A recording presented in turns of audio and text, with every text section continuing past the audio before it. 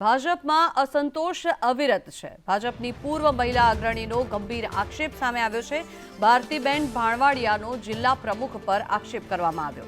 Central cooperative બેંકમાં ભરતીમાં ગોટાળાના આક્ષેપ કરવામાં આવ્યા છે, ત્યારે સતીશ નિશાળિયા હોદ્દાને લાયક નથી, આ પ્રકારનું નિવેદન, આ પ્રકારનો આક્ષેપ ભારતીબેન દ્વારા કરવામાં આવ્યો છે। અનેક ભાજપી કાર્યકરો તેમના કારણે થઈને પીડાઈ રહ્યા છે, આ પ્રકારની વાત ભારતીબેન દ્વારા કહેવામાં આવી છે। તો વડોદરા ભાજપમાં અવિરત અસંતોષ જોવા મળી રહ્યો છે। ભાજપની પૂર્વ મહિલા અગ્રણી દ્વારા ગંભીર આક્ષેપો કરવામાં આવ્યા છે।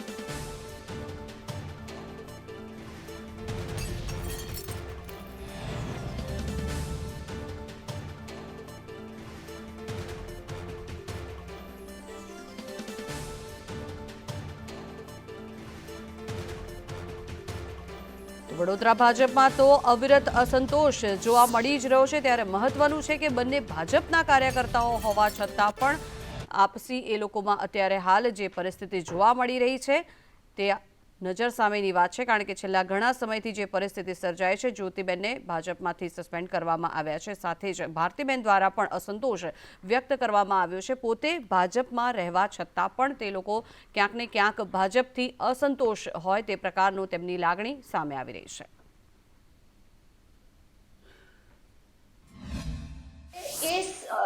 મને જાણ છે ત્યાં સુધી એ સાવલી એપીએમસીના ચેરમેન બન્યા, 10 દિવસની અંદર બેંકના બન્યા।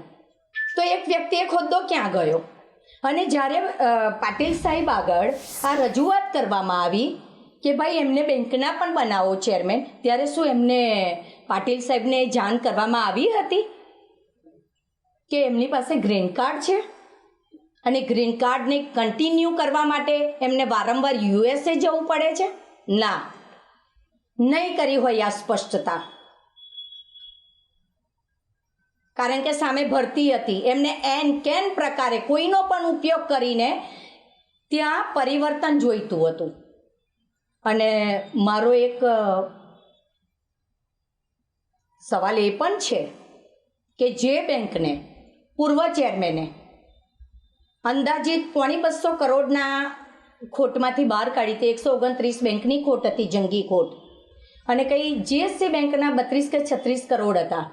તો એટલી જંગી ખોટમાંથી જે માણસે એ બેંકને બહાર કાઢીને 2 વર્ષની અંદર પ્રોફિટ કરતી મૂકી હતી, એ માણસને તમે, એ સહકારી આગેવાનને તમે, કે જે હંમેશા પક્ષને વફાદાર રહ્યો હતો, એ માણસને તમે અપમાનિત કરીને ઘરે મોકલી દો છો। અને જે વ્યક્તિએ ખેડૂતોના પૈસા ડૂબાડ્યા, સુગર ડૂબાડી, એવી વ્યક્તિ જિલ્લાની સર્વે સર્વા બને છે અને જિલ્લામાંથી કોઈ બોલતું નથી।